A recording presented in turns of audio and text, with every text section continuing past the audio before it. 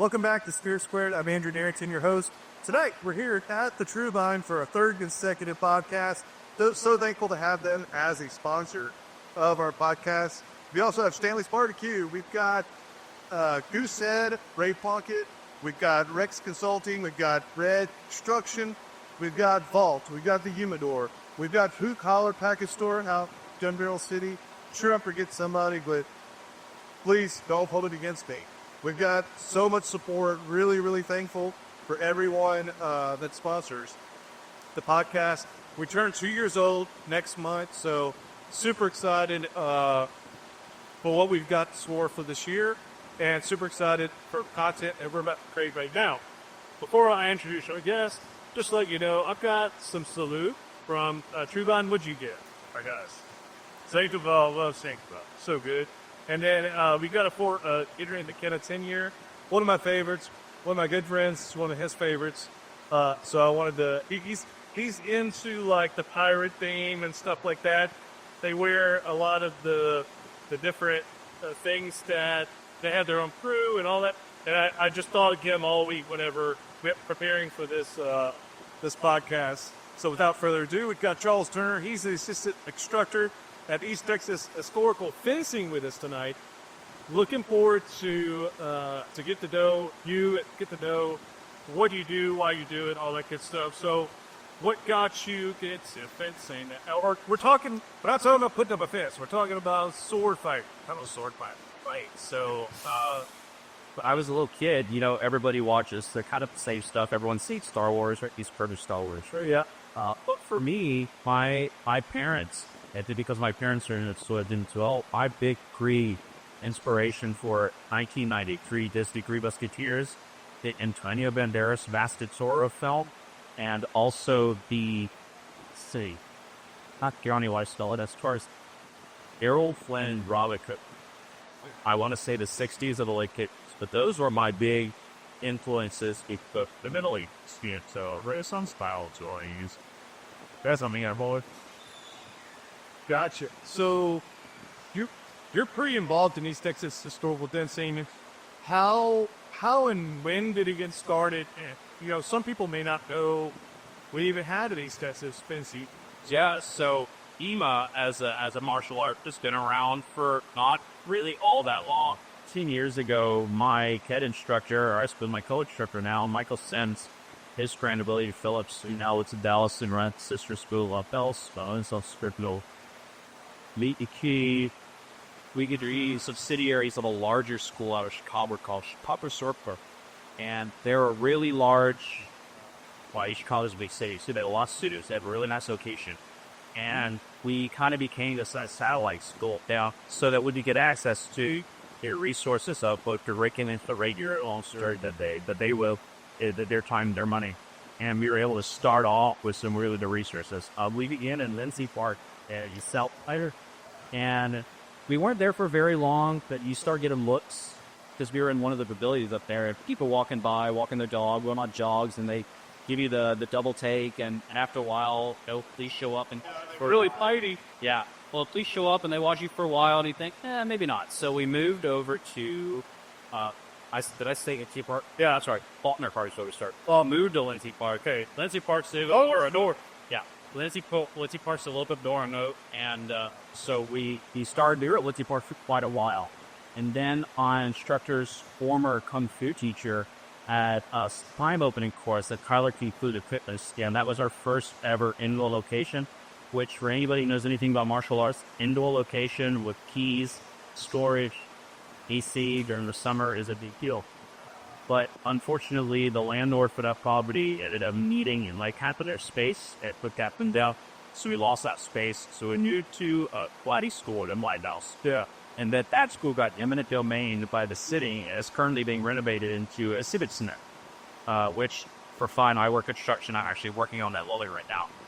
But then we got moved by the city to the Red Center and the White House. We were there for a couple of years, the class slot. And then when pickleball started to get popular, they said, hey, you know what? Your time slot's really desirable. People like pickleball. Would you be willing to give up that time slot? And we said no. And they said, oh, well, we were just hoping you'd say yes. So we left. And we finally, this is now 8 years in, so it was quite a long time. Finally got our first partnered location over on, I don't know, I suppose it's 271, still inside the loop. Just anybody seen at Ruby's Taco, it's just pretty close to the original Ruby's Taco location. It's our storage buildings up there, and that's our first permanent location with AC. We don't own it, but we rent it. But we are a controlled piece in the finance schedule. So, and ironically, the rec called us back and said, "Hey, pickleball didn't work. Would you like to come back?" But we already had a compilation by that. Once you taste the forbidden fruit, you can't go back. So that's been the journey of East Texas store renting thus far. Yeah, we started in a park, and EMA clubs starting in a park is kind of a tradition.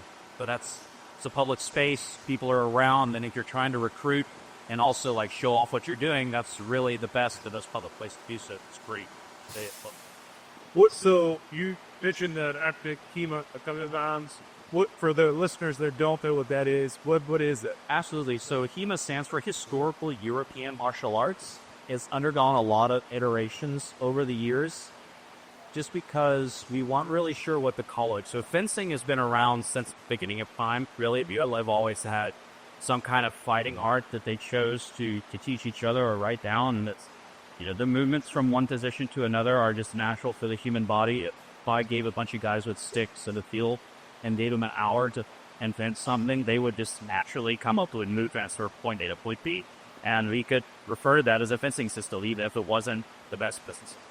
But over time, if we wanted to differentiate ourselves from other historical fencings and the Olympic fencings that most people are familiar with over time, and we used to be referred to as Western martial arts, but then people started asking the question of, okay, well, there's a couple of Native American wrestling systems. There's a couple of Civil War Sado systems. There's a couple of Civil War catch wrestling systems. Abraham Lincoln did Civil War wrestling. Is that considered key? Or there's some Mexican martial arts dating all the way back to the Aztecs. So is that considered Western martial arts? And how do you tell those people to know we're here in the West and would that not be Western martial arts? So we differentiated further. And if anybody's ever watched a Scala Gladiatoria on YouTube, which maybe they have it, but his name is Matt Easter, is a longsword instructor out at the UK. And he, in my opinion, invented the term ki, HDMA, so if you can martial arts, and that's stuff for you. It's so. Okay.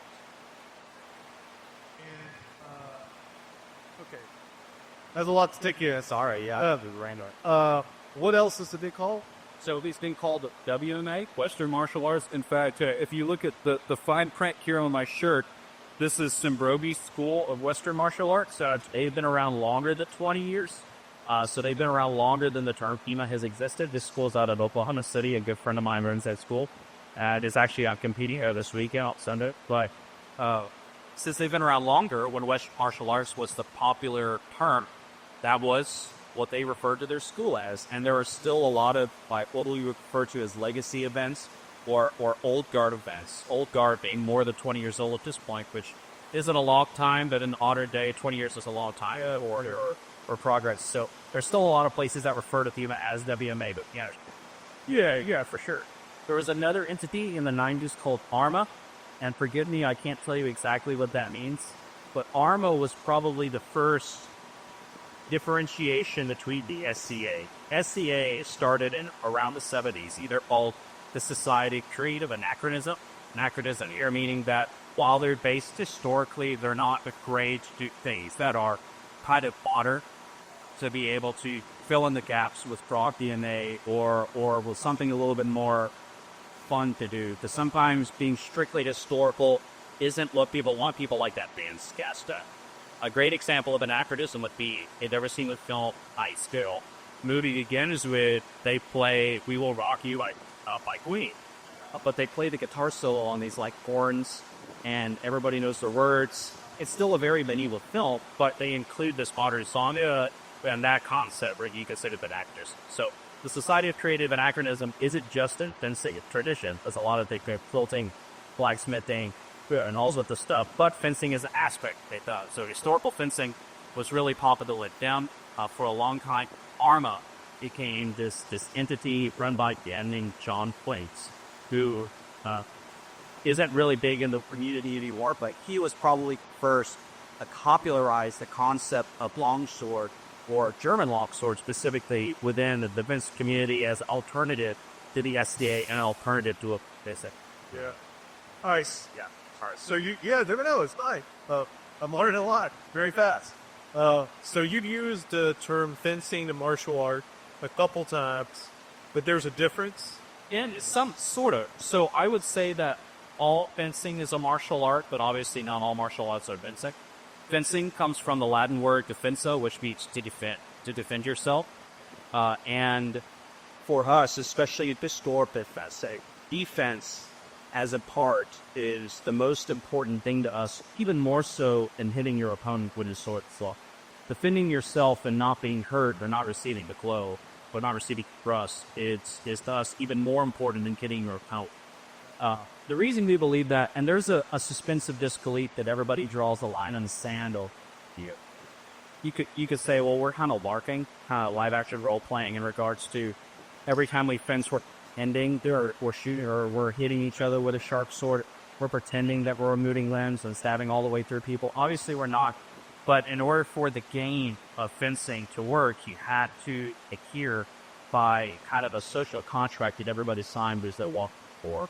That while we're in here, when I hit you with the sword, we assumed that was a debilitating hit. You would have been quit or killed you or say it would have been right. And there are hundreds of people with multiple opinions about where to draw that line. Well, let's say, well, maybe I could keep fighting if I lost an arm. Maybe I could keep fighting if I got stabbed in the hand. Maybe if you cut off a few of my fingers, I'd be okay. Or what about this one account from the Napoleonic Wars when a man took a sword to the head? He was still alive. Maybe that's okay. And my question to those people is always, have you ever got a big account thought, that's kind of quick. Just want to stop doing this. If that's all it takes for you to make you give up, and perhaps hitting thrust through the chest isn't, maybe you're not that guy. Right. And it's better for you. Like that movie where they cut all his arms off and his legs off, and it's he's like, come back here. Yeah, body fight. We'll call it a drug. Yeah. That was supposed to be funny, but a lot of people unironically believe that maybe they could be that person. Maybe I'll be that guy. And it's a tough sell to a lot of people. And, fencing comes with you cut an artery, you're done. You're done. Yeah. It may take a bit, but as many times your arc cuffs, the blood's going to leak. So there's, and you can see this in the historical treatises as well, which there are many, but in modern military... Hold on. You're going to have to stop and say what a treaty is. So a treatise... A treatise. No, you're fine. A treatise is kind of like a manual. If you've ever... I don't know why you'd ever do this, but if you ever go through historical texts, a lot of them are referred to as a treatise, as codex. And that's... Yeah, it's a compilation of ideas about a certain thing. So within HEMA, one of the things that makes us an historical martial art is that we have manuals from the Middle Ages, fencing manuals from Italy, Spain, Germany, grants, a few for England, a few oral traditions for Hungary and for Poland, and sword art's not the only thing. We have wrestling and we have a few other things as well, but they took the time to write these things down as kind of a brochure. Because before the internet could just advertise your classes, and so they would write a manual to either obtain a patron or a sponsor from a board, a noble, say, hey, look, I'm really good at fencing, I'm really good at fighting, you should hire me to teach your sons and make it your soldiers, and maybe your sergeant at arms to be better at what it is that they do, or you got great in your position. Or we look into the 18th century, and fencing kind of became just a part of the education of the nobility. If you look at later Spanish systems, what's called the destreza, which translates to the true dexterity or the true art, really pretentious. To them, their understanding of how fencing operates was the epitome, how the body used to move, the epitome, how you're to defend yourself, the epitome, what it means to be a masculine noble of the Spanish. There's a lot of performance, I'm sure. Yeah, after that, shoot whipple, actually. So just a couple out, did.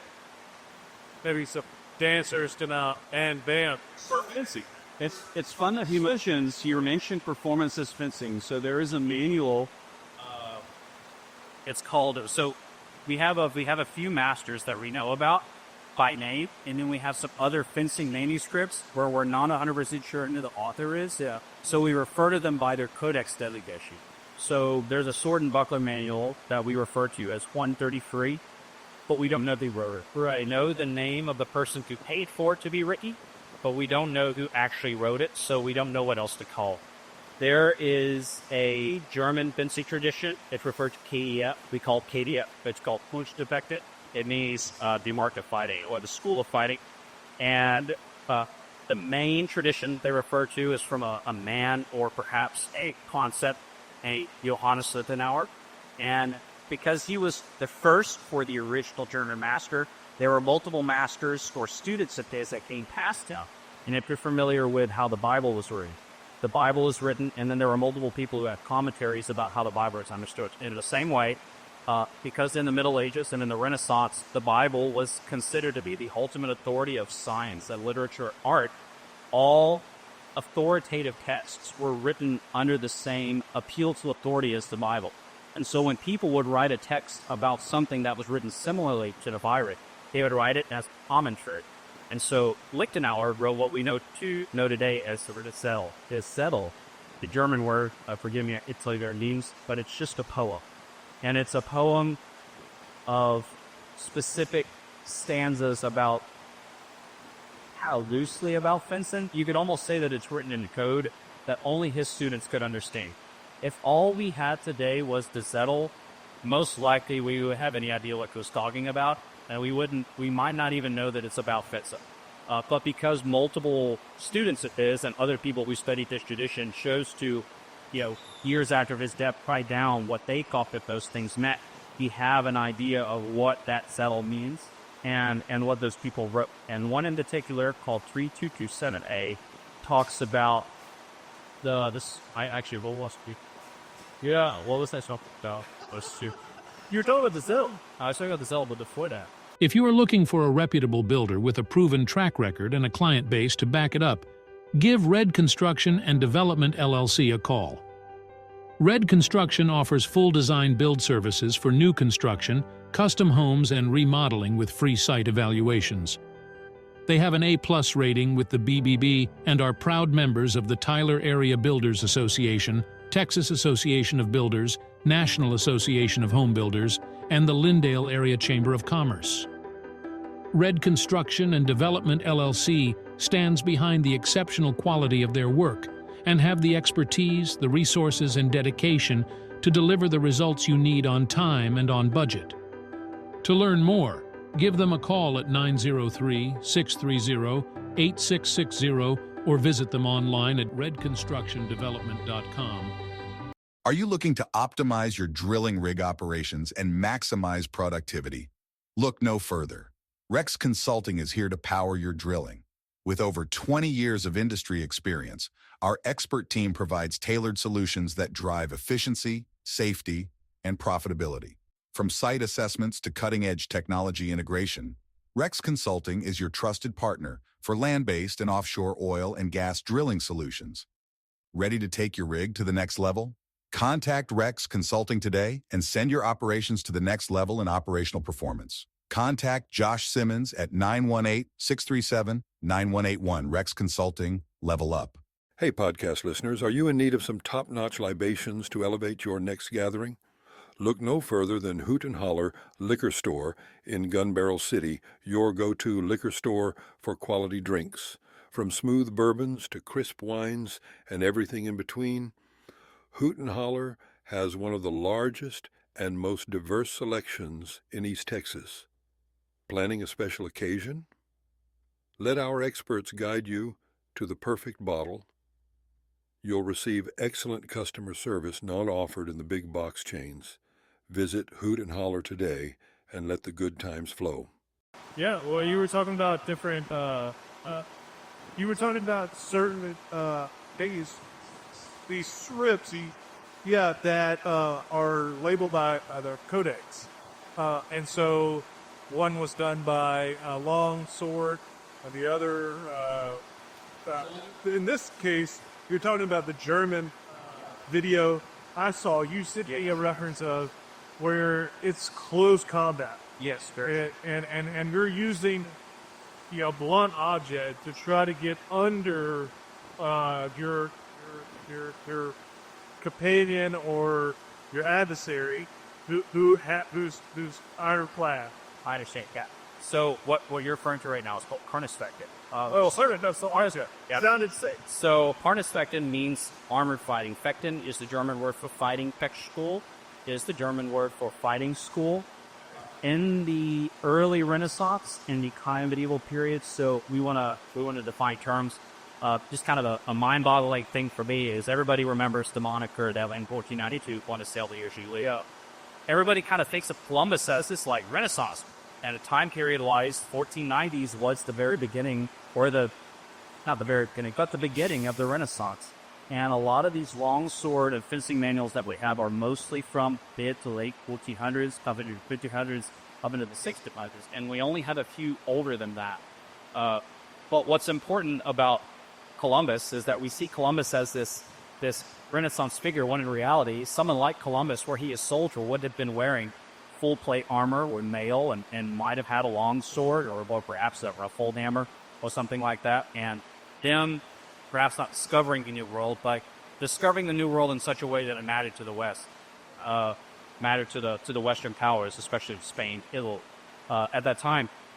Him discovering that time during the High Middle Ages is kind of a big deal. But what I'm getting at is that these manuals that we have written, that we refer to, are what we're trying to do is recreate these things, but without any kind of visual reference. So each treatise and each codex most often comes with a picture. They don't all of this. Sometimes they just come with written descriptions.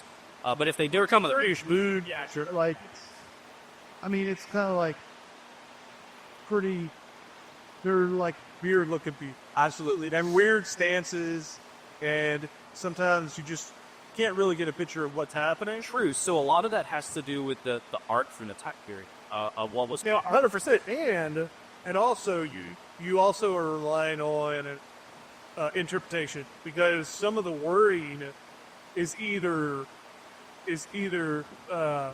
done by the writer, so they may be saying a word that may mean something a little bit different to them.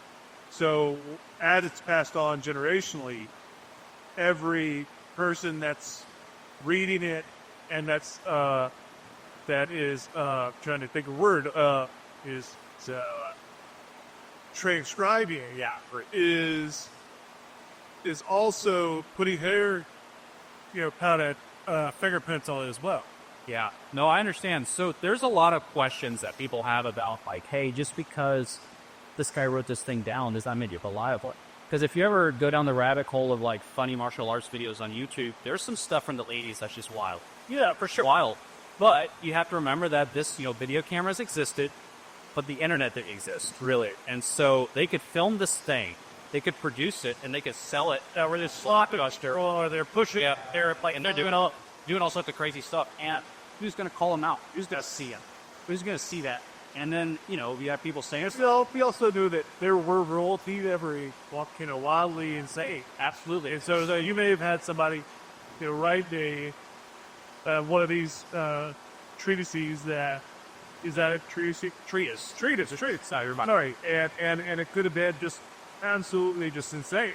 Yeah, so, we thought about that, and our answer really is that for the printing press, it was such an effort to write a book that if a book pre-printing press exists, it means that more than one person who read it and experienced it thought that perhaps we should preserve a cell libraries. So our primary source, at least that's its historical fencing, is called Flower at Battle, Yotbaca, which is my Texas pronunciation of Maduro County. And it's written by a man named Prolano de Gloria de Veri. He is an Italian condottiere. Condottiere is a mercenary who, during the kind of the late to high Middle Ages, roamed around in Italy. So today, every nation has its own, organized military. We have a government. Each government has its own army. And the Middle Ages, especially, mercenary companies were all the rage. And I could go on tangent, but in the Crusade of 1096, when the Crusaders took Jerusalem, they took Damascus, they took Antioch, but they took all of the Silk Road ports in Palestine and Israel. And all of those crusaders began to trade with the closest trade city, the Mediterranean, and the largest thing that juts out in the Mediterranean is Italy. And Messina, Port of the Messina, which is the great port of commerce Italy still is today, was the primary source of trade. Europe had always traded silks with the Saracens and the Ottomans, the Turks. But when the Crusaders took Jerusalem, they began to control a wholesale of the spice trade and the silk trade. Italy began to be able to purchase those things at wholesale instead of at a premium from the Saracens. And when they were able to do that, they started making money just kind of like this. And so in Italy, nobility was defined more by be rich as opposed to noble birth. In the United States, we have such an Anglicanized view of the feudal system and fiefs and castles, knights and lords, where it's all about the son of this and, east is the heir of that. And while family does still matter in Italy, more importantly, it was possible to be a noble poor and you not battered because you don't have any money. It was possible to be a merchant and filthy rich, and you might as well be a member of the nobility. And it was because of their ability to fight. Correct. Yes. And so these city-states in Italy, because people forget, Italy wasn't a unified country until the late 1800s. And World War I, But you're going back to Crusade. yeah, The Crusaders were the ones that were dominating these lands because of their ability to fight. correct. In a way, so the significance of the Crusaders is more of that they made the port cities of Jerusalem, or the port cities of Palestine and Israel, Western. Goes to Saracen. And because they were now port cities, because the port cities were Western, all the silk trade from the east, like China, and from... So, as Italians became more noble and more rich, then they could afford to do this art. Yeah, so what makes that important is that in Italy, it was a city-state system like we understand with Egypt, Greece. So Greece was a nation, it was half in Sparta. For Italy was the same way. So the city of Milan was its own duchy, its own key. City of Bologna was its own key. The city of Venice was said, it was so on and so forth. And each one had its own duke or its own margrave or its own viscount or whatever. But Italy was not a unified country. And so when Venice had a disagreement with, say, Milan, they would hire a mercenary, and a mercenary company, and then Milan would say, oh no, Venice has this army, we need to hire a mercenary company. And so Fiore di Liberi was a member and a Catholic in one of these mercenary companies. And so Fiore di Liberi means the flower of liberty. The flower was his title, and liberty doesn't mean that he is that he just enjoys freedom. Delivery means that he is an unlanded or free nut, which means that he doesn't have Banras or Orlando's out. So he's a member of the nobility, but he doesn't own any. Nobody's like he. And he doesn't own anything. So he has to have a job. And his job was as a mercenary fashion. And as he spent all this time fighting in Italy and fighting the southern Austria and Holy Roman Empire and Germany, he gained all of this knowledge about sword fighting. And in his old age, sold himself to a marquis in northern Italy as not a sergeant d'arms, but as his fight master, or his subjects. So like, whoever wants to learn sword fighting within the nobility or within your soldiery, fire from me. And so he wrote his manual, The Flower of Battle, as a brochure, as an advertisement of the art that he knows, of how good he is at it. And if you read through it, it's very, I'm the greatest swordsman ever. No one's better for me. I killed many men. I taught many men who killed many men. I'm so great and wonderful. He even tries to write it in kind of verse, and he gives up about halfway through. He's not a poet. He's not a writer. He's a swordsman. And he writes. He sounds very familiar. Yeah, so he's very boisterous. In fact, we'll get to the familiarity, but he's very into himself. But in a time period, that was how he sold himself. Yeah, for sure. And Fiore di Liberi claims that he 5 times fought duels, unarmored duels, where he says, with nothing more than God on my side and padded jacket, leather gloves, I fought to the death with sharp swords, what he calls lies steel, sharp swords, to these fake bastards who were upset that I wouldn't teach them my art. In an uncommon place with no family members to support me, I fought one of these duels. 5 duels doesn't sound like a lot, but in regards to people who have 40 duels, like on record, who fought, killed, meant a lot of people in individual single combat. There's a lot of wars and stuff on on record, but there's not a lot of single individual combat that's backed up by fish. Right. Because a lot of people, it's like, oh yeah, I killed 20 men. It's like, okay, but you said that. Well, no one could prove that you did that. And then he has students and a few other historical documents that corroborate the stories. It's like, he really did this thing. And that was his big selling point. Okay, I fought 5 real duels. That makes me qualified to teach you about sword fighting. I fought to live 5 different people with 5 different traditions. The reason he mentions that at all is because what he was specifically teaching was something called list fighting for the judicial flip, which was kind of this. I mentioned the film A Knight's Tale earlier. They would have these tournaments in East where joust, you would sword fight, you would fight at the list. And the list is this wooden fence that you would stand on either side of, and they would have this specialized armor, and they could whack each other, and they would go to so many blows to determine who was a winner. And he said, look, that's really dangerous. It's possible that you could die. It's possible that you could receive a blow to your head and die. You could crash it. Something terrible could happen to you. It said, I would do that 100 more times in my old age than fight one more duel with my sword. It says how much more dangerous that is. But because I've done that so many times, I should be qualified to teach you this less dangerous. And so that was his advertisement to teach the nobility is our field. And Fury is our oldest longsword source. And that's not really longsword source as much as it is a fighting annual. It covers everything all the way from wrestling to wrestling. If it's dagger, the dagger gets dagger. Dagger wants longsword. Longsword of Plunkett, dupan, spear, poleaxe, longsword of armor, poleaxe and armor, spear and armor, wrestling, a horseback, horseback, lance, which sounds crazy. Yeah, but he goes through both things. So within his manual, it's 72 pages long, and he has what we refer to as 69 plays. Sorry, 109 pages long, and he has 69 plays. Plays are actions. They do this, so you do. So, for things, specific things. He differentiates his portfolio with all. It's like, here's all the things that I know, all the things that he could teach your guys. And in this forward, he mentions, here are a bunch of guys that I trained that went off and won and fought at which schools. So here are the people I've full elevation. Here are the other guys. I said, it's his references, it's his portfolio, it's like why you should hire me, because I'm too old to fight to be a notary anymore, but my knowledge is still very valuable. You hire me. That was a big thing. Right. The Humidor is your online cigar retailing headquarters. Our experienced staff has spent years finding some of the best cigars from around the world to sell to our customers. If you're looking for an online cigar store that can help you find your next favorite smoke, welcome to the Humidor.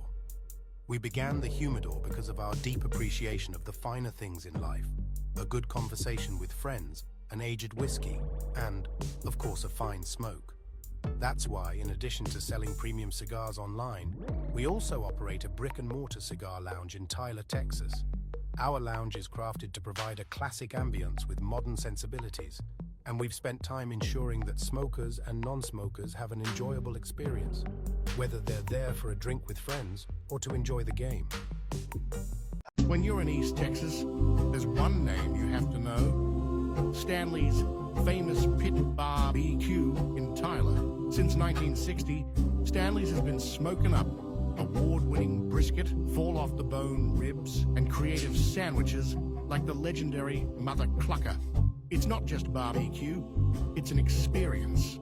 Cold craft beer, over 90 whiskeys, and live music in a laid-back backyard vibe. Locals love it. Legends play here, and your taste buds will thank you. Come hungry, leave happy. Find them on Beckham Avenue or at stanleysfamous.com. Vault Arms is your premier destination for all things firearms. Extensive selection of handguns, rifles, shotguns, and accessories. Knowledgeable staff to assist you in finding the perfect firearm to fit your needs. State-of-the-art gun range equipped with the latest technology for a safe and thrilling shooting experience. Take advantage of our professional shooting instruction and training programs suitable for all skill levels. Host your next group outing, corporate event, or bachelor party at our spacious and secure shooting facility. Committed to promoting responsible gun ownership and firearm safety. Fully licensed and compliant with all state and federal regulations. All right. That was a lot. But yeah. One of the things I jotted down when I started thinking about talking to you was Obviously, modernized weapons involve black powder, pistols, rifles, VRs, semi-automatic weapons, Thermals, suppressors. I mean, there's a lot of ways you can hurt someone or kill them. So why should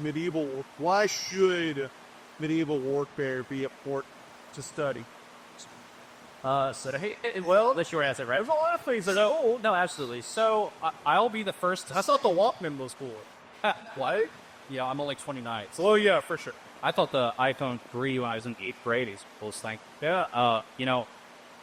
So I'll be the first to say that even though fencing includes wrestling and dagger, this is not a self-defense system. If someone comes to my school and says, hey, I'm looking to learn self-defense, I send them to the BJJ school or the Muay Thai school or something but striking and grappling for a modern contest. And I was like, hey, after you learn how to be good at that, go to a guard. Because in the modern era, what am I going to do? Some guy's going to break in my house and I'm going to do my sword, be like broken the wrong house, man. Be so. And it's a meme to joke about, but the reality is I keep a gun in my drawer because guns are better than swords. They're better than swords. That's just how they work way.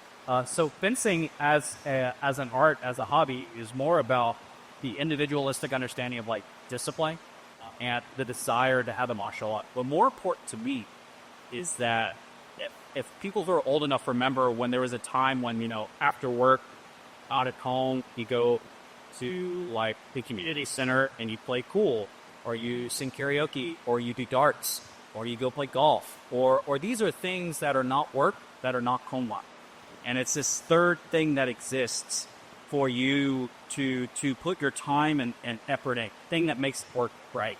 Like, you love your family and you work to pay to be able to afford a family and a house and food and such like that. But work is work.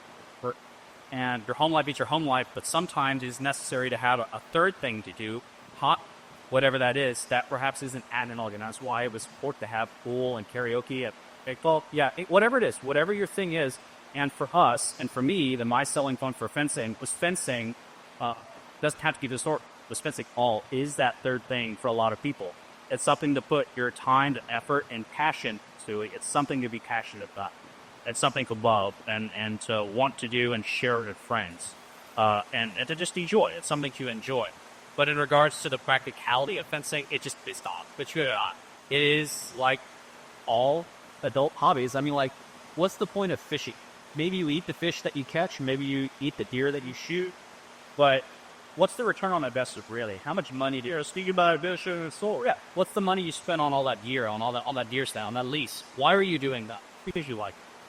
Feel fun, and it makes you happy, and it gives meaning to your life. Like, why am I working at this? You're doing it with someone else. You're a key about it too. Exactly, and what it's really about is it's about having like-minded people that all like the same stuff, all enjoy the same things. That you're doing it with bros, with the homies. That's what makes it. To me, I think if I got into it pretty heavily, I would almost, especially if I was decent at it, I would almost like try to get swept away mentally like I am at these. Yeah, I'll do that. Kinda. So there's a lot of living history events. There's a lot of crossover living history events. So there's an event in Germany called Feldlager, where a bunch of rich boys, I joke, but in Europe, the people who have a lot of armor and horses and time are the same people who would have had it in the Middle Ages. And so in the United States, a few people go over, but what they do is a guy has a castle on his property, a ruin, and a bunch of guys dress up in their armor, and they dress up in their medieval clothing, and they beat the crap out of it, and they go and they do this. It's not a reenactment per se. It's kind of a don't kill each other, but we're still fighting kind of a thing. So they're wearing armor. But in order to make it not look ridiculous and silly, you have to be kind of versed in how the armor would work, how the sword would move, how the pants, the poleaxe, and all these would work. You have to be an experienced rider. If you ever watch someone who doesn't know how to ride a horse, it's very caring. Yeah. And so to watch a group of 200 or 300 reenactors get on their horses who are all in full armor, the horses are in armor, and they've all their lances. All their lances are leveled at the same height. The horses run in a line and they're able to control that. is impressive. But the only way they're able to do that is it's trained up by doing something like this. And so there's, I could answer your question by getting into why fencing is so, or why specifically pure delivery and fencing is so important to me. So we grow up as a kid, everybody kind of has the, like, I'll be an astronaut, I'll be a knight, whatever that is.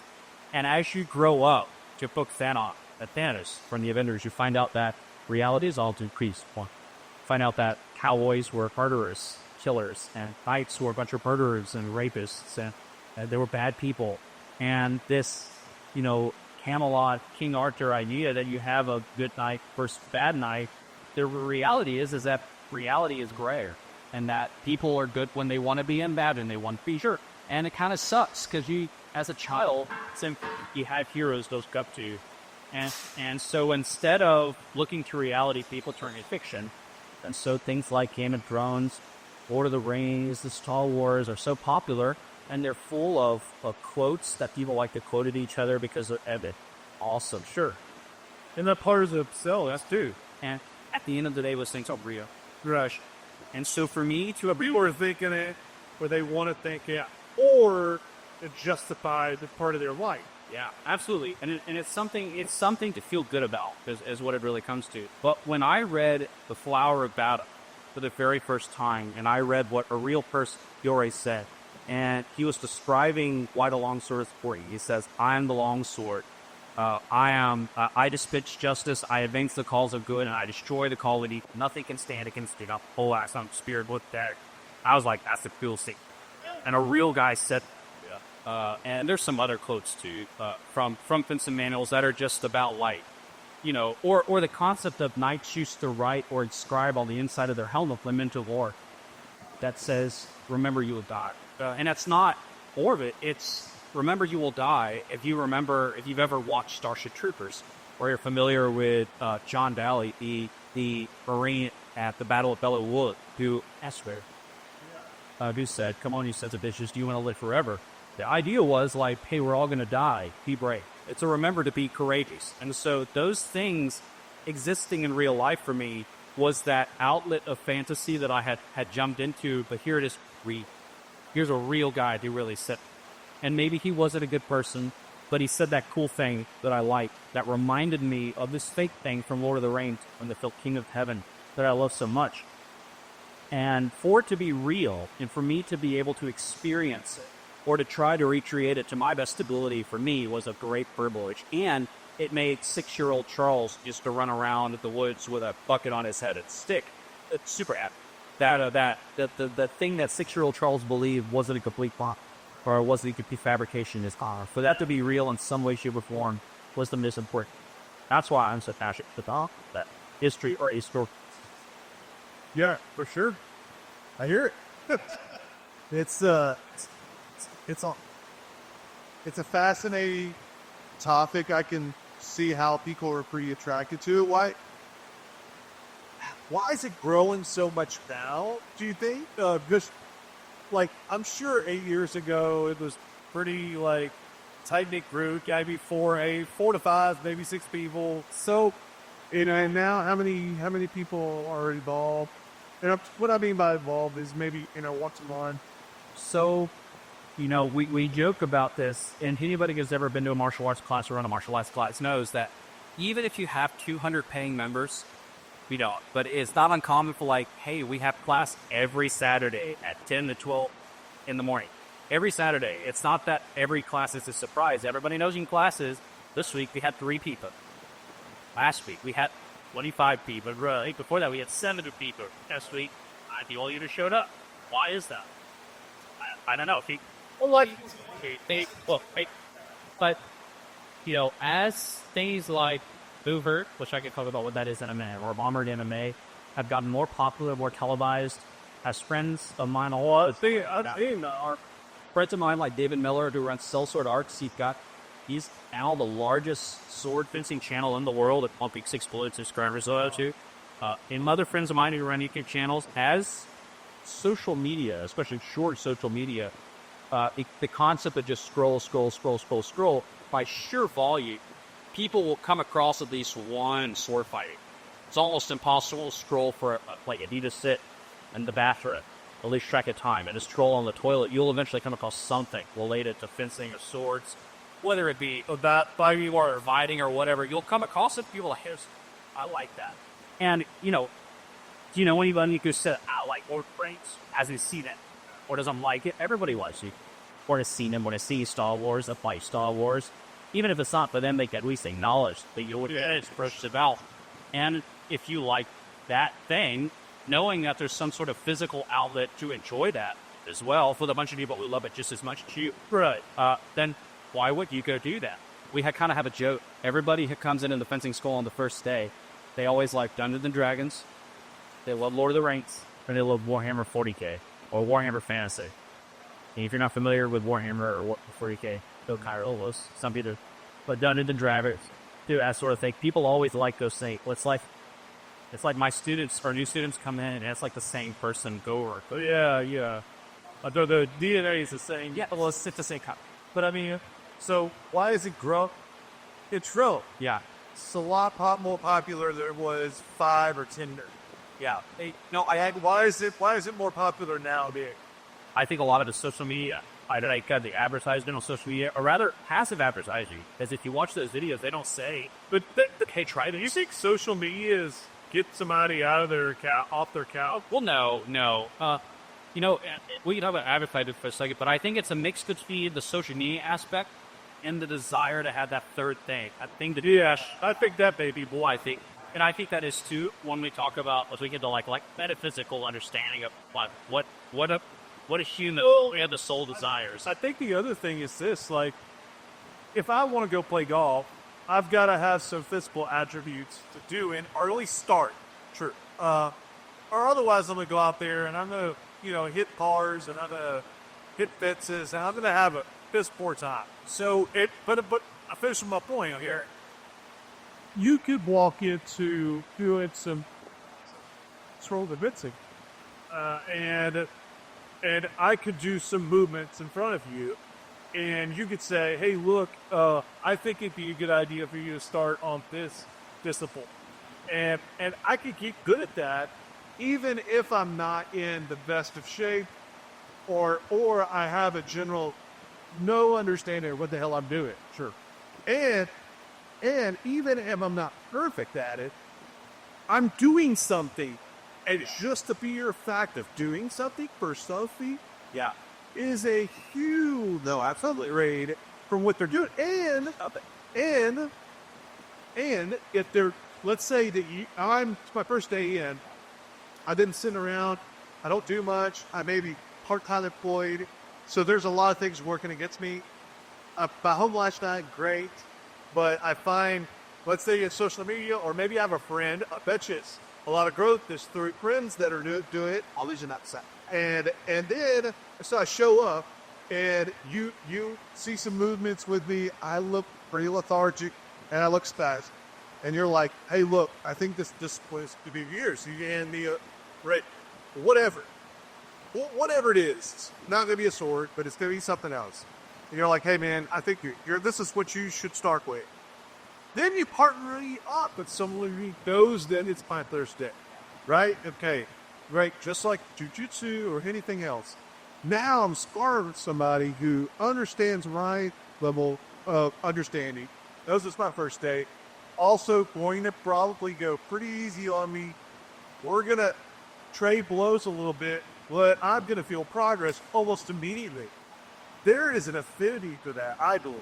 No, you're absolutely right. And I'm going to, not only am I going to want to go do that because I had such success, where a lot of my life is failure, some of it is, or I feel like it is, but everyone else knows that I'm a part of something, and especially the people that are there.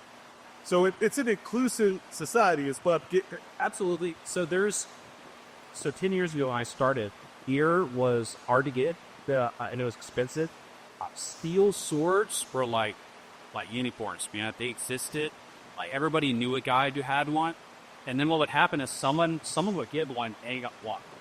But you can't use steel with your plastic. So the guy who has a steel sword doesn't ever use it until someone else drops the $800 at their own steel sword. And not even true steel swords, but it's their sword. And so it's kind of like, all right, everybody, now let's buy a turn with the sword, you know? And so, Sounds like a high-dollar baseball bat. yeah, it really is. And at the beginning, there weren't a lot of companies that were making swords. There weren't a lot of companies that were making fencing gear. Right. And so I remember the days of early DEMA, you watch videos online, it'd be this guy dressed like a hockey player with this, like, this, what are those things called? Shinnai or Kendo that they had, like, created this goopy look at, like, homemade cross guard on to make it look like a longsword. But the other guy has this PVC thing he made at home, and he's dressed like a cop in riot gear. And you're like, what is this? But that was the beginning. That's people did what they had to do. And it's like, hey, look, we're going to get kid. I know it's going to hurt, but I don't want to break my fingers. I don't want to break my arms, so I got to put something on. And so there was a lot of non-standard, like, bits of leather and kydex and plastic. And I remember 9 years ago being like, man, if I have to sew on a sable butt under a Setsuka, right, I can't. I hate working on my own stuff for the day. Like, yeah. And as I mentioned I'm a kind of plumber. I'm a construction plumber. I hate working on my own plumbing more than anything. Right. And if I have to sew on my own, but I'm going to cry. But, like, I spent the last 4 or 5 weeks riveting chainmail while I was watching TV, and it was fun. I thought it was great. And that, we're 9 years later. It was cool, and I don't mind sewing my own stuff on my jacket anymore. I don't mind fixing my inserts anymore because I just love the Holler so much. But at the beginning, the accessibility was showing up. Well, you show up, and the instructor doesn't have any gear, you don't have any gear, and it's kind of hard. But now, if people show up at my school, I have enough loaner gear to outfit like 20 people. Oh, I have swords, I have asks, I have jackets, so I have enough gear where on their first day, I could put them in enough gear that I could hand them a steel sword, and I know that I'm not going to hurt themselves or their opponent.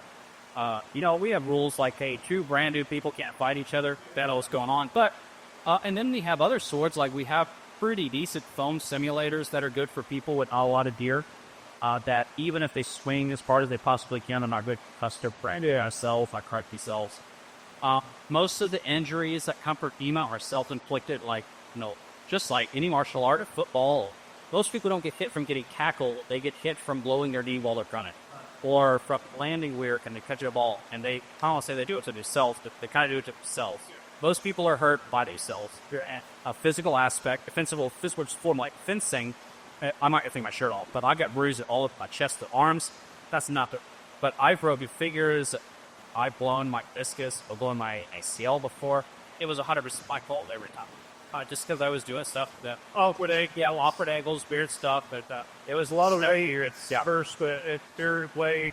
So, and HEMAS really does have a lot of injuries because our big deal is, hey, look, on the first day, I see people do something like, hey, look, what you're doing feels natural to you, but I promise if you do that more than 1 or 2 times, you'll blow your knees.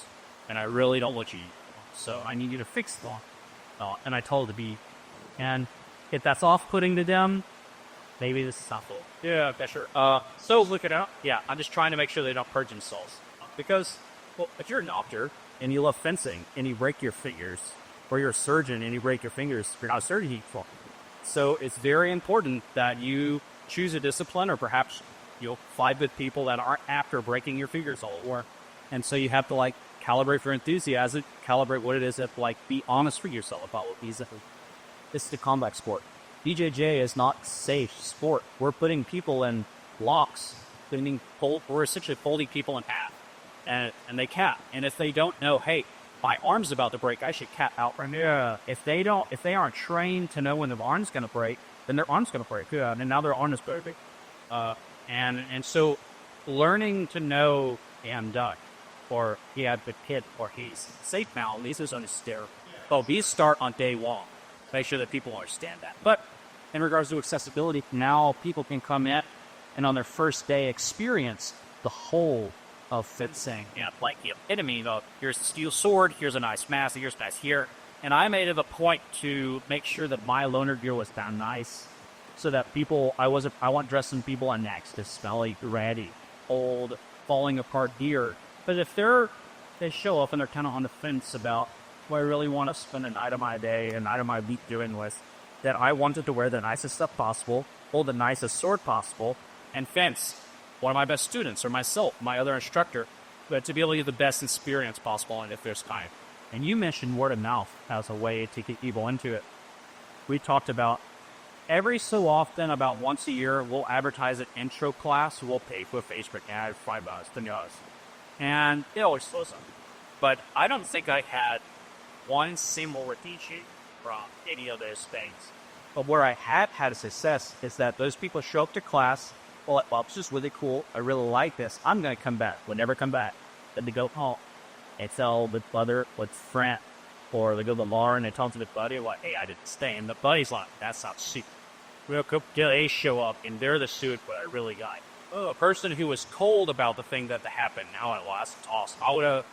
And the people who seek it out themselves are all almost dedicated. Yes, for sure.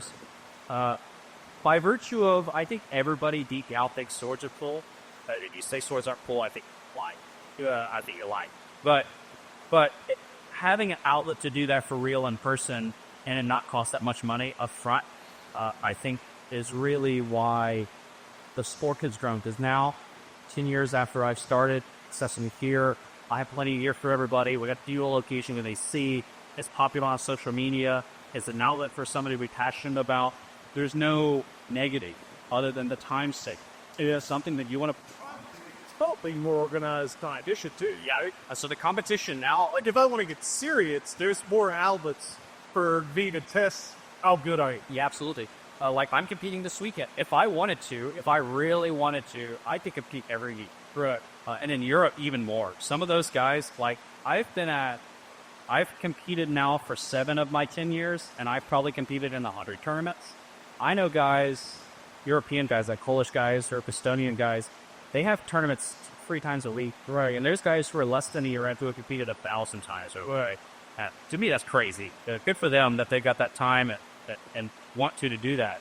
But that's kind of the reality. And if you look at professional sports now, we have, even in Tyler, the APEC, which is about, your child.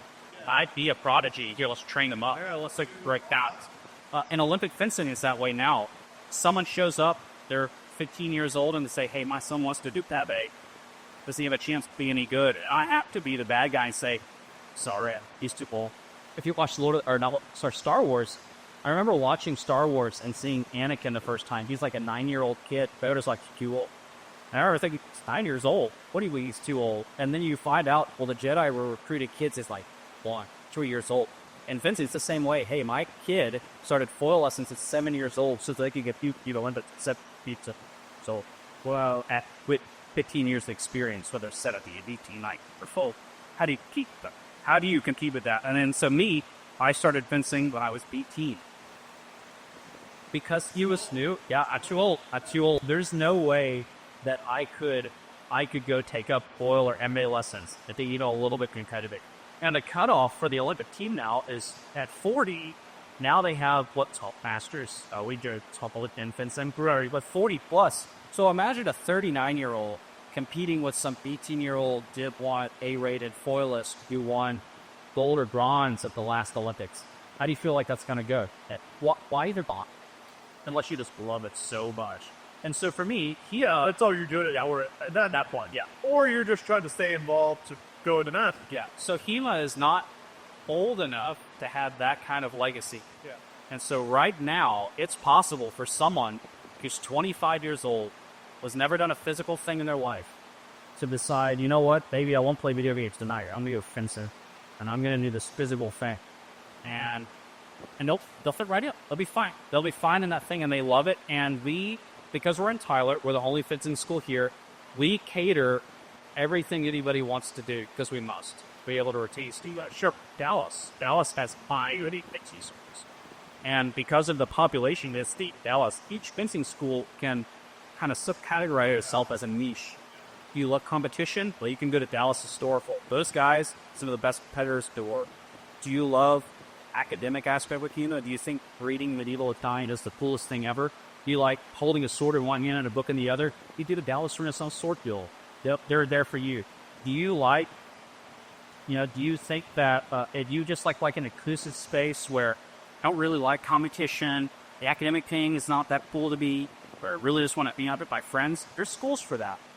And so, but they can subcategorize themselves to be all about that. And because they specialize, they can go super hard in another direction. But because you're in Tyler, population, like just over 100,000 now, anybody who shows up, me and my co-instructor have to be ready to oh, you want a key?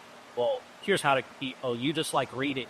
Well, here's all the manuscript stuff. You just want to hang out? But I'm sure we'll hang out. And we have to be that person. How many people we're talking about here? Well, in East Texas. East Texas, my Discord has 75 active members. Okay. I'm not going to disclose on our website how many people pay. No, I don't. And no, it's fine. But at any given time, on a really good day, I can expect about 20 to 25 students. But like I said earlier, sometimes I show up and it's just me and one other guy. But if I show up and it's me and 20 people. Sometimes I show up and it's me and one other guy, and the 10 new people out of nowhere show up and be like, "Hey, I heard about this place. It's awesome." And then all of a sudden, now I'm doing an ad hoc impromptu intro class that I was preparing to do. But anybody who's ever taught before realizes that I wrote this lesson plan as an outline, not as a gospel, right? And I'm ready to break from it anytime. Yeah, sure. And that makes it, that's just kind of part of that. That's kind of part of the process. But I don't just love fencing, I also love instructing. And so it's easy for me to, take time. And when I see that someone else loves it or has the potential to love it as much as me, I'm super happy to see that. Sure. Yeah, 100. So if somebody here locally wanted to get involved with East Texas disrupt fencing, what do they do? Well, other than showing up, right? Show up. We have a website. You could Google us, the East Texas Historical Fencing. You have a Facebook page where you can message us on Facebook Messenger. You have an Instagram. I'm not to lie, I don't ever check this. I don't ever check the DMs on Instagram, but they show up kind of. The Facebook tells me what you want, but if I have answers, and so I'll go look if I have to. Most of the time, people find us via the website, and then they email the sole email, and me or my go-instructor might will use Chris. So there's a governing body called the HEMA Alliance, and I use governing body very loosely because they're not charged of anything. Their main purpose is to provide an LLC for insurance. Right. So obviously, smacking people with a 4-inch iron bar has to be insured. If you get hurt or something, signing a waiver, anybody who's ever been to court, if you decide, okay, we're going to fight right now, and you sign a waiver that says that you don't care that I'm going to punch you, and then I punch you, and then you would sue me, guys, I had a waiver. That the waiver had it as a header. So there has to be some insurance involved. The HEMA Alliance acts as a way for us to obtain insurance, and there's this thing called the HEMA Core Finder. People find out about HEMA on social media or on the internet or wherever they find it. They go fencing near me, Google, and the first thing it'll take them to is either elected fencing, the FIE, which is Fencing International. I'm not the old fencer, so I remember. I'll take them to that, or I'll take them to what's called the HEMA for Finder, and you type in your zip code, and then you can sort by miles range, how far away you want to drive, and it'll say, hey, here's a club in your area, or sorry, this club to you is Dallas. So I've had students that were driving all the way from Texarkana, all the way from Shreveport, all the way from Spring to Hustle out of Houston, and back. Even though we're East Texas Historical, we call ourselves East Texas Historical Fencing and not Tyler Historical Fencing, because me and my instructor built with the White House here. And I think out of my most active members, I only have 2 members that actually read a Kyler problem. But most of my students live at Longview, or Winsboro, or Claywater, or Gilmer, or Van, or Wendale, all the suburbs of Tyler, or all the suburbs of the surrounding area, which is, I think the surrounding suburbs push Philly people now. Yeah. And so I've got students that drive 45 minutes, an hour, about 3 times a week to do this. And, how bad do you want to do this? How bad do you want to be put? What kind of time are you willing to do it? But the HEMA Club Finder has been the best passive resource for us to be able to, people to naturally find us. Right. Hold on. Sorry. So you said it's pretty affordable. Yeah. What is affordability set? Obviously, you supply a lot of tools. I may want to get into it a little bit further, but Kickstarter, what does it look like monthly, or you got commitments or you're looking for that kind of thing? Yeah. So our monthly rate is $75 to $100. And that doesn't determine how many times you could show up. It's what can you afford, what do you want to afford. So if you love fencing, you love showing up to class, you want the school to succeed, or $800 to one, wait almost. If I have a student that comes to me off to the side and says, hey man, I love this, but in between jobs, it's hard, I don't want to quit fencing, is like more. We would rather be here. I know you love this. I know you want to love fencing. I know you love to be around the community. A community is important. I don't want you to lose that.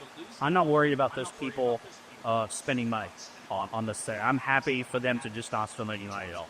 Right? Or as long as they show up. If that person is dedicated and loves what they're doing, I'd rather them be there than not be there. So the money's not fair anymore to me. Yeah, for sure. In regards to gear, the reason I have so much Wonder gear is because, to be upfront, gear's not cheap. It's cheaper than it ever has been. There was a time when you couldn't get a sword for under $1,000. You couldn't get a jack, hands and a mask for under $1,000. Now, we have so many jack manufacturers, we have so many sword manufacturers, that if you really want to keep it on the budget end, what I encourage people to do is I have multiple brands and multiple options in my school. Hey, try this. Like, try that on. You like it. I like it. And like, don't just go to Amazon, blow your money on something that might get jumped. And it's inevitably, I always have some like, hey, they send me a link on Facebook or something, say, hey, what do you think of this? And I'm like, I don't think you should buy that. And they go, oh, well, I've already bought it. But what they were looking for was validation. Simu, 100%, yeah. So on that jacket, I can show you later, but we have a new rating. So news in regards to how much puncture force it requires without your material. We require 350 to 800 Newton rating material to be used in our class. If it's not that, or it doesn't say that somewhere on the jacket, we don't allow it. And it's not because we don't want you to use that $50 thing you bought off Etsy, eBay, because it's unsafe. And we don't want you to get impaled by something. Even a blunt steel object with enough force will go through. And so we wear nuclear rated material to keep us safe. And everything has safety standards and requirements. So just like everything else the vault does. And it's important for us that people don't get injured or hurt because they cheap down on gear. So I provide nice gear for them who wear in the inner body to save money or work up gear they want. A lot of fencing here, ironically, is very early 2000s or late 90s in the way that it's ordered. Sometimes it's on Facebook. You message us like, hey, I want your swords. They goes, awesome. It's a $100 deposit. We'll have it 14 months. And it's 14 months is a long time. But anybody who remembers ordering it from a series of Roebuck magazine or catalog remembers waiting, remembers sending a check in the mail. People are so used to being able to skip ads or pay for ad blocker on YouTube or Amazon Prime that waiting more than a few days for something unacceptable. Now, so like I have one down here made by 64. Hey, let's see Sir here. Oh, absolutely. Yeah, let's take a look at it. Okay. So, of course, we initially release on Spotify and Amazon Audible, but eventually we'll be on YouTube. Okay. It takes us a little bit longer. What, about 4 weeks? Somewhere in that law part street. Yeah, not too bad. But so this is called a fetish word. What a fetish shirt is that it... Call me. Right? So fetish shirt is a early Renaissance foil, for instance. So a foil, everybody thinks of foil, I say everybody. People think of foil as one of the 3 Olympic weapons. They're foil. Yeah, right. Most people think of that. They think of like the cookie stuff.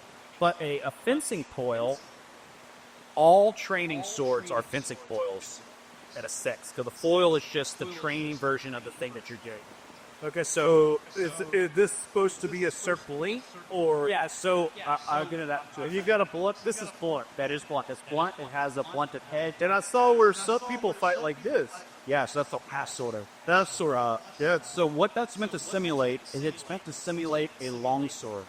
Long swords don't look like that. That has a much thinner blade than long sword. Or issue like this too. That you guys are. So it has a thinner blade than long sword. It's often more flexible than a long sword. It has what's called a schild. A schild translates German to shield. And what that is, so the schild is actually that little triangular view. It's going to get a blade. Oh, so somebody could do. Absolutely. So back, I'll show you. So one of the primary grips is you place your thumb right here. And there's nothing like a sword coming in and smacking a life at the top. What this is for is when the sword slides down the blade, it protects your thumb. That's what I thought. This is an anachronistic shield. Most shields look different than this. I unfortunately did bring a historical shape to feather. Feather sword translates to feather sword. That does not mean it's lighter than a real long sword. These are meant to simulate long swords as much as they can. Now, what's important about these, because I compete with the current meta. Anybody who competes in anything understands that all competition has a meta. Has a meta meaning like the way to be winning. The thing that's popular is a win ring. And football right now, passing is all the rage. Yeah, see, 3K, pointers, That's the coolest thing. In 10 years, maybe we'll go back to rebounds in basketball. Maybe that'll be the coolest thing. Maybe a different position will be the most desired position. And in the same way, in fencing competition, right now the meta is some kind of flexible long sword, a long handle, a longer blade, perhaps longer than some historical examples that exist, for the sake of competition.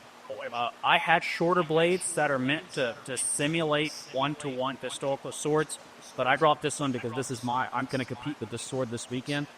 It's longer than a lot. It's very flexible. If you look, see the flexes. On the last third of the blade.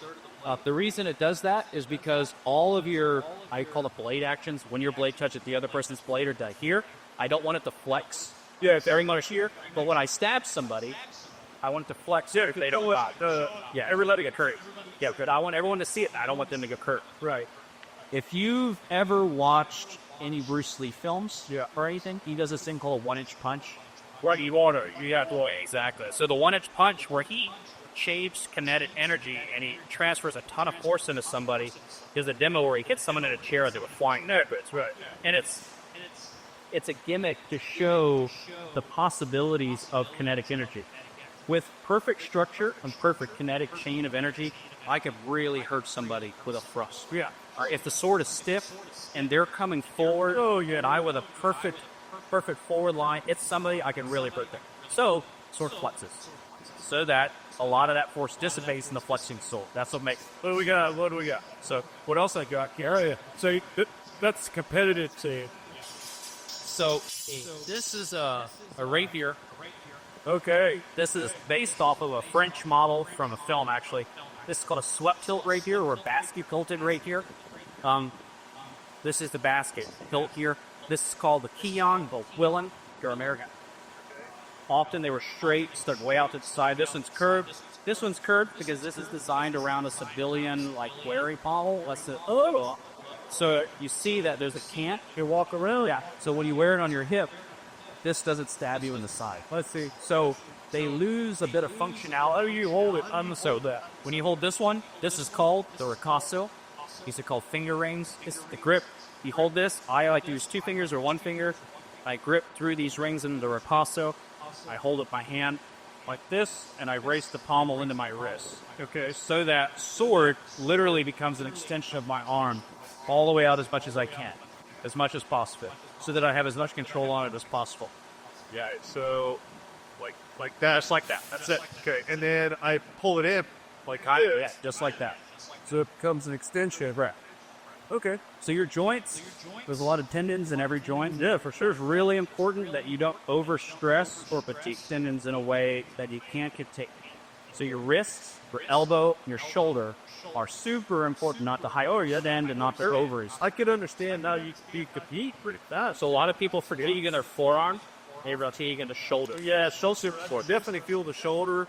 Not so much my elbow, but the shoulder for sure. So tennis elbow, it's referred to tennis elbow because the pain happens in your elbow. But the reason you get tennis elbow is because something you've done to your wrist. So golfer's elbow, tennis elbow, on this side or this side of your elbow. But it's because you're either doing something on this side or this side wrong in your wrist. And that tendon stretches all the way back and affects you here or it affects you here. Right here, if you don't mind. A lot of people will do what's called wrist breaking, where you see how my wrist is straight and they'll do this. Yeah. Once they do this, all that weight dissipates right here in my fork. And it doesn't matter if I have huge shoulders, a huge chest. None of it matters because I'm holding the all the way right here. And people get tired because the rapier is portrayed in media as like this deity fast dueling weapon. Anyone who's seen The Princess Bride, that duel between Wesley and Inigo Montoya at the very beginning, is very quick. And rapier, it is very fast, but it's just as heavy and sometimes heavier than a longsword. Right. And it's all in one beat, and it's all at the extension of your shoulder. So being able to hold that requires a mastery of the understanding of the tendons in your arm and what muscle groups you need to be using. So there's a lot of like sports science and like physical training that's required to be able to exceed a certain level of the fencing, to where it reaches harder to obsession. Yeah. All right, Lawrence, then. Let's see what you got. What else you got? So I brought this. I want to see the glows, too. I got you. So I brought this because this is a historical example. There is a designation from the early 1900s called the Oshot Institute, where this man took all of the existing sword shades that he could find and he gave them a designation. So that any time that we found some private collection that had a bunch of swords, we dug a sword up in a river somewhere in France, we could say, hey, that's an Oakshot type, whatever. It's just some investigation. And this is a sharp sword. Just a caveat: sharp swords are sharp, super dangerous. I'm more afraid of sharp swords that load firearms, just by virtue of this is just handing it out. It's like pointing a bat somewhere. How sharp? Oh, yeah. I can slice that no part in half. I could shave it. Oh yeah. So this is very sharp. This is referred to. No, you're fine. This is a 17B long sword. You can see here a little bit. You can see both 17B, it's 17B. Yeah. Is this trying to see you? No, so that's the type of shape the blade is. Okay, so big curves at the... Yeah, so it has this big ridge up the middle, adds rigidity of stiffness, and it makes this concave action right here. It's going to make... So it's flat. There's like a little valve right here between the edge and the ridge. So it's very, very thick on the edge so that it's rigid. That you notice here at the tip, it swells never so slightly. Yeah. Because when I'm using it, and notice I'm going to do this with my bare hands, I could grab this and hold on to it really tight. You can see my hand's fine, and I can even fight with it like this, even with my bare hands, because a sharp weapon cuts by moving. And if I hold on to it with the correct grip, I can half sword stab in the sun. Even if the blade moves. Even if it moves. Now, granted, if I'm in armor, I'm fighting, I'm probably wearing a leather glove. But just as a demo for barehanded, I've got a lot of oil on this thing because you're else not aggressive or anything. Oh, me too. But the swelled tip comes from an armored knight. Yeah. Wears plate armor. Under the plate armor in its gaps are mail, and depending on the time period, how much mail. But the mail is a flexible ringed armor, tiny little rings that are riveted pattern. And it's very strong. It's impervious to cuts, and it's kind of susceptible to thrusts. Plate armor is basically impervious to everything except guts. So if I've got armor all the way on my body, the only real gaps I have are during my shoulders, under my arms, but those gaps are mail.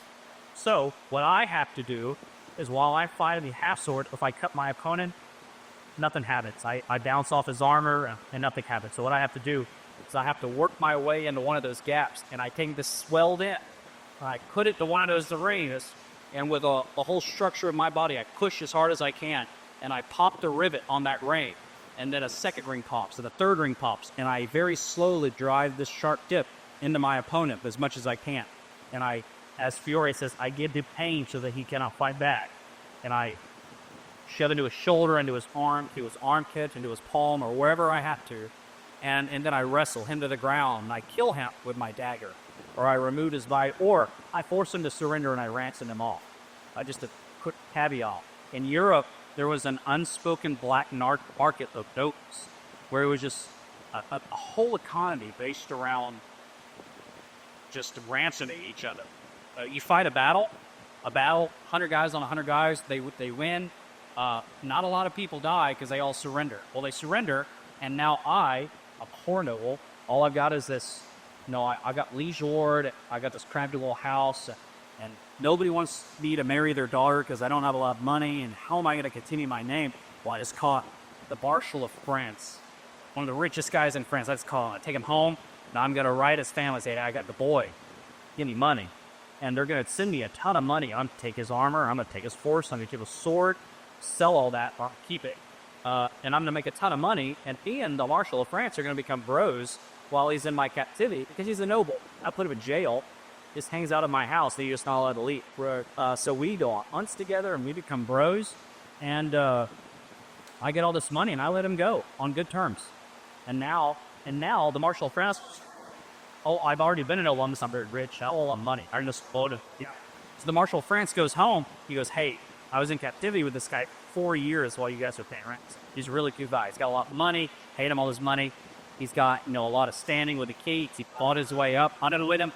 I think my sister and him would make a great match. So you move up. Or a non-noble English archer captures a French knight, and he won't become a noble because he's not of noble blood, but he'll make a ton of money out of the sword and the horse that attaches from this knight. Because at that time, our horses were heavily trained, and they were it'd be like sealing a tank. Sail a tank, and that tank stolen, that was $1 billion just gone. And now I've got this tank that I could sell for whatever money I want to. And I could bring myself out of poverty or out of something like that. Launch yourself. Yeah, as the bulge is there. Yeah. So this is actually a really nice example. This is from a really fancy company. A good friend of mine made the stabber, redid the script for me. As this anyone who cares to know, this is like a Lord of the Rings motif that I haven't had. But this is my date. This is my nicest sharp sword that I have. Nice. All right, let's see some of the port here. Okay, cool. Please. So, this is my fencing jacket. It's very thin. A lot of people like to wear padded jackets because a lot of this is mostly impact force. Without tooting my own horn, I don't get hit in center mass a lot anymore. Years of experience, people are naturally good at defending their face, defending their chest, and most of my hits go to my hand and my arms. So I don't have them on this jacket because this isn't my primary jacket right now. Well, you can see I've got elbow points, right tight elbow pads with an arm pad. You can see the sweat line. My arm pad goes onto here, and I wear hard gloves. Most places I get hit are in the hands and up this area right here. Because when I'm fighting, I'm out like this. So this is the easiest target for anybody to hit. So this jacket has a Newton rating. It's 500 newtons. That means that it takes 500 newtons of force with this sharp sword to penetrate this jacket. That sounds like a lot. It really is. That's really not a lot of force. All that's for the Newton rating exists because in Olympic fencing, their swords are very thin, very flexible. The sword breaks when someone doesn't catch it, and that person continues their action, and they stab their opponent. They don't want to kill their opponent or especially stab their hunter. So the Newton rating saves you from actually getting stabbed by some jagged, broken blade. Right. So I've got a lot of patches on here, just like personal things. We have a school patch, like this one. This is our school logo, school patch. Very cool. I have personalized patch, and this cult that I'm a part of, fencing cult, Hutter Rope Bolt. But it's just a group of friends of mine, all that sort of thing. It wears very high on the waist. So fencing clothing, as we understand it today, was invented in the 1800s. And they used to wear suspenders and high-waisted pants. So fencing knickers, as they're called, a lot like riding pants. They go up just to your knee. You wear long socks, fencing shoes, fencing pants to the knee, and then they come up to your waist. And then this jacket terminates here at my truels. Obesity is a big thing nowadays. So a lot of fencing here that was designed for the 1800s, when obesity wasn't that big the deal, looks weird. So like historical clothing is really not flattering. If you look weird, it's very fair. It's very fair. If you're like frumpy or you're overweight, then historical clothing is not kind. So I choose this officer's jacket. I actually bought this. I used to be 100 pounds heavier, and I bought this jacket to bully myself into not looking silly in the mirror. Whatever it takes, right? It fits exactly like an officer's jacket from the mid-1800s for fencing and foil epee, but that's my preferred time period for stuff. And so this outfits. Well, we have jackets now that are longer, pants that go to the waist and go all the way down to the ankle, just like modern clothing. Fit my modern clothes. All right, let's see sport. Hell yeah! Now we get into yeah. Start with the most important thing in longsword is hand protection. Hand protection. Your fingers are super duper fragile. It's easy to break fingers. These gloves in particular, we know these as 5-finger gloves. What these are based on is a early 15th century hourglass steel gauntlet. and they just made them out of Kydex or plastic. This is a Hungarian friend of mine made these in his house. These were very expensive. They're very well put together. To be honest, what's very expensive? $800. Yeah. Yeah. So to be honest, there are gloves that are cheaper than this. They're called what we call clamshell gloves or lobster gloves, and they course your hand into this it's where you're like a little Lego man. Yes. Simple. Yeah, those are the most common. They're very cheap too. So there are gloves, $100, $200 for a cheaper version. Again, I have plenty of learners at the school, people like that. But I wear these because I'm obsessed with this sport, and there's a point where Michael Phelps shaves his body. Yeah. Should be faster in the because he feels like that's going to give him an edge up. But Michael Phelps versus me, he could tie towels to his legs, still be way faster. There's a point where I think that spending $800 on a pair of gloves that give me more dexterity and perhaps maybe a little bit less protection is worthwhile. Because I could do so much and that sort of thing. So dexterity is a big deal. And fencing, sure. And if you're somebody who really likes to wrestle, being able to use your fingers is a big deal. We'll grab someone with your fingers instead of just kind of having this motion here is a big thing. And we'll talk about the wrestling in a minute. These, they're about 3 years old. They stood up for a long time. Yeah. I can take a full force impact from someone swinging as hard as they can with one of those steel swords on the ground over there, and they can pull the fine. Yeah. To me, so for the folks that are listening, it almost looks like a work glove attached to a glove, or like the end piece of it's almost a forearm piece that you would use to barbecue with. Yeah, like so work glove attached to a barbecue glove, and then you've got like Thanos, like armor on top.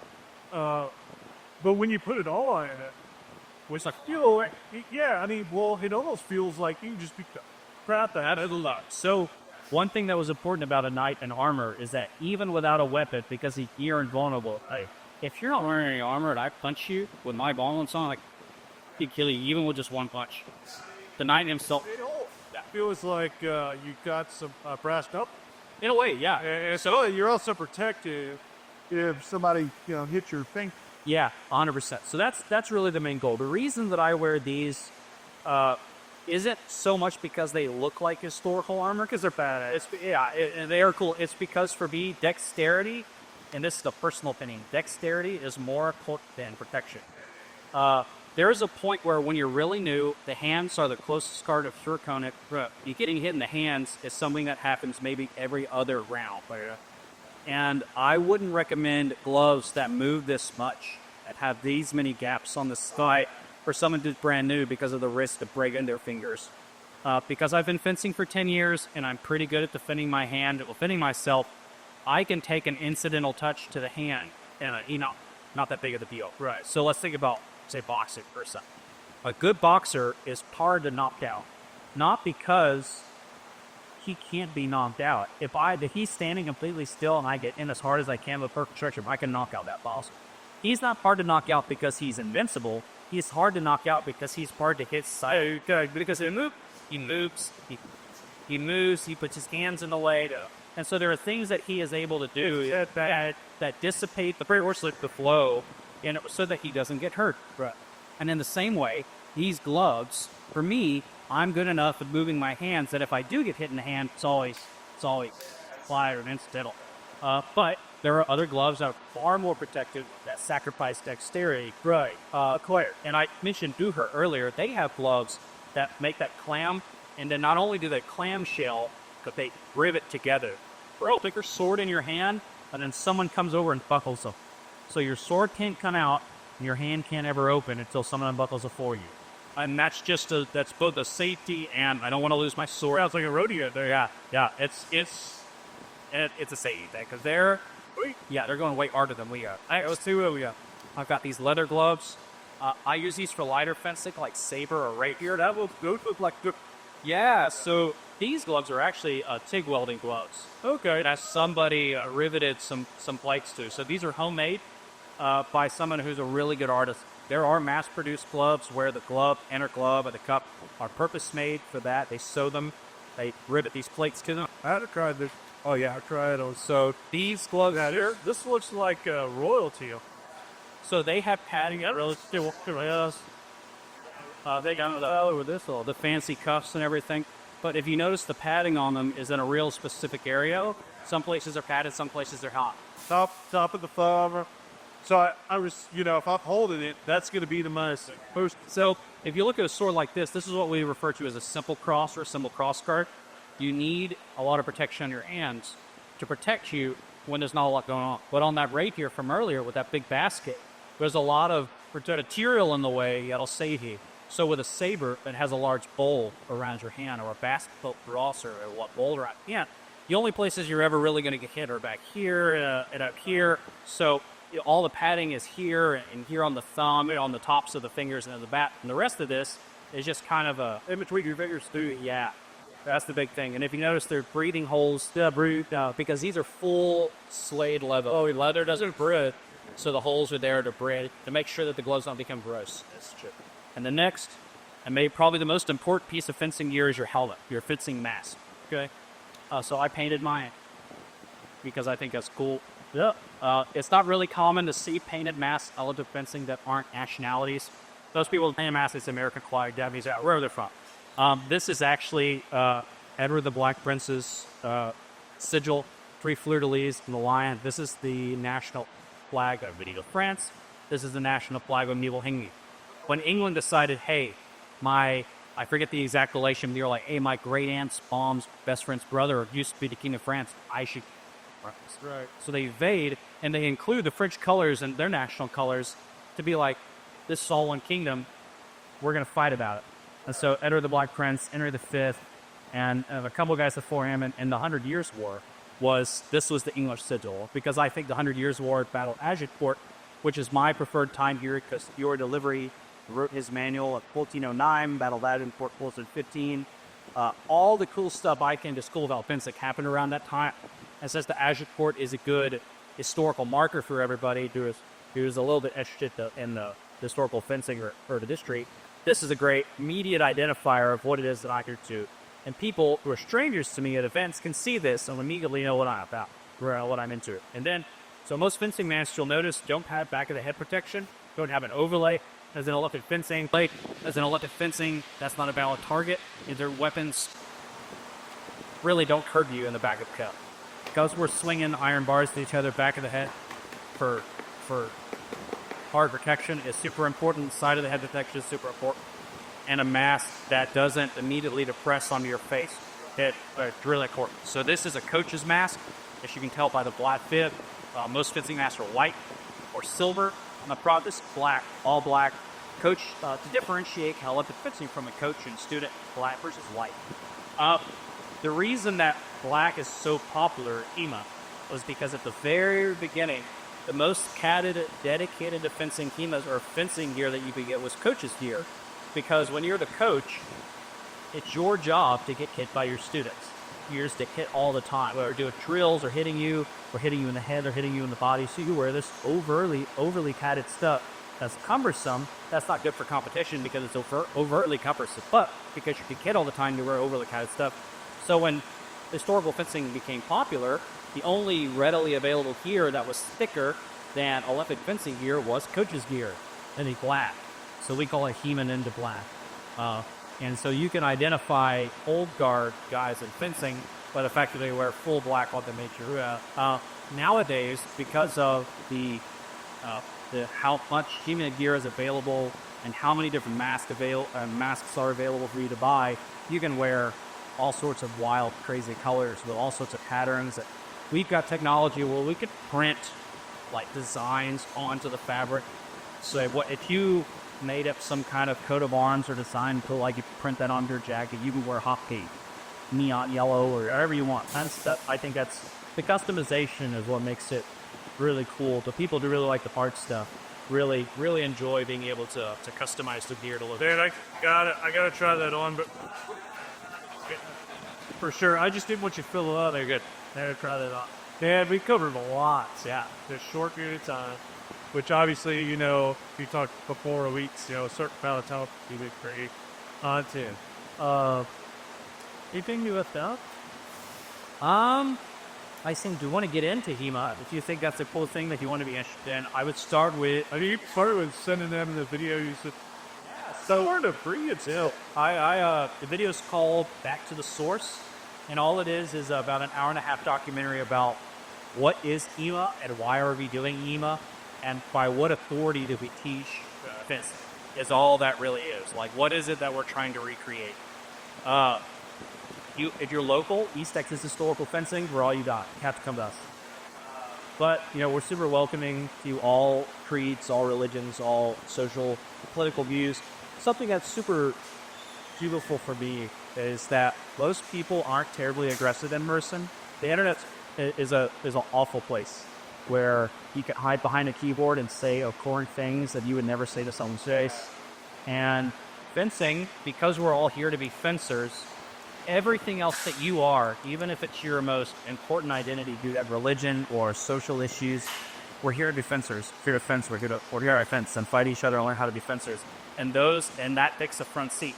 And so while we're here to fence, those other things kind of don't matter, right? And so it's really nice for me to have students that believe a myriad of ideals and associate with a myriad of things and believe a myriad of things, religion or social issues that kind of don't come up and don't matter or don't affect us because of some why we're at this place. We're all at this place that that's the most important. Yeah. And I think that having something like that in person kicks us out of that cesspool that is the echo chamber of the internet, for people to stop, yell, and scream, call each other mate, say things to each other, like I said, if they never say first. Yeah. Having somewhere in person where you can be a normal human being and interact with each other on a personal level that supersedes all of that other stuff, it's can be a very important thing that can get pushed.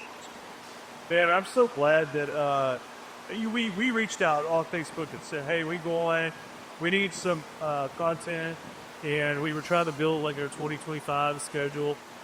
We put it on a Facebook. I think it was All Things Tyler. Yeah, I was like, hey, we're trying to look for content. You reached out, said, hey, I'd love to come on. I was a little skeptical at first, like, okay, what's this guy going to talk about? Obviously, every week or every other week, I'm diving into different things that I'm not used to. And when I dove into this, man, it was very attractive. Yeah. It's a very welcoming society. It's a very humbling. It's a lot of historical stuff that I think we're starting to lose a little bit of. Like, I think that it's a lot. It's very welcoming to a lot of different people and walks of life. I can be very athletic and be really bad, but fit in. Or I could be really, lethargic, spastic, like we said before, and be really good. And it could change my life. That you said 100 pounds, down for challenging different things. And I think it is awesome for you. I really do. It's one of my favorite subjects that I've researched so far in 2 years that I didn't know a lot about and stretched me. And that's really what I get out of this is learning about different disciplines and entrepreneurs, nonprofits, stuff like that, and doing the research. So I get the benefit that way. You guys get the benefit through a free social media marketing that I hope that you feel was worth the time.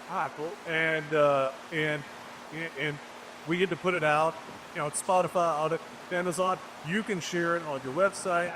This is for you, 100% for you. I hope you had a great time. I always like to finish my podcast with the guys, you're the guests, kind of maybe recognizing some folks that were key players in. It doesn't matter. It could be your life, or it could be just in the and East Texas historical fencing. Friend, family member, mentor, whoever you want to recognize this person. Absolutely. So my head instructor, Mike Simmons, loves fencing as much as I do. And I started when I was 18 years old. I was 18. I knew everything because I was a teenager, right? I do everything. I do more than my parents. I was a pain in the butt. I was a snot-nosed kid. He gave me the time of day and chose to hang on.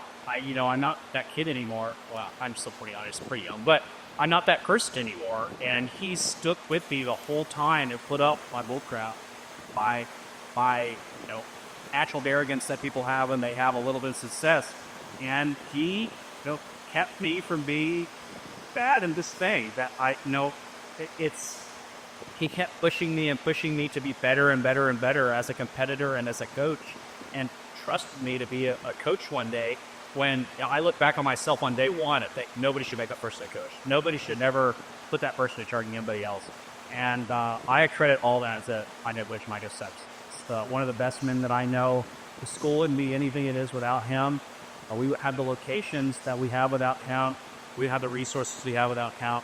And I'm super thankful for his love and dedication to the sport. He'll put the time into me so that I can then pay it forward at the same time and to my students and hope. Yeah, awesome. Congratulations on the road and the success. He says his soul's a bit sick. I know he's going to grow. Absolutely, yeah. And you guys are going to continue on and keep growing. Something I think special. So, congratulations. All right. Well, that's it. I think it's like episode 50 or so, something like that. 51. They had a great time here at Drew Vine. Our next guest is going to be someone I think a lot of people are going to identify with. She does a lot of work with first responders and ex-military folks. Try to get them reintegrated with society, and helps out a lot with not just local first responders and ex-military, but also they do national thing, but they're based out of Canton. So next time, that's what we'll do. See you guys later.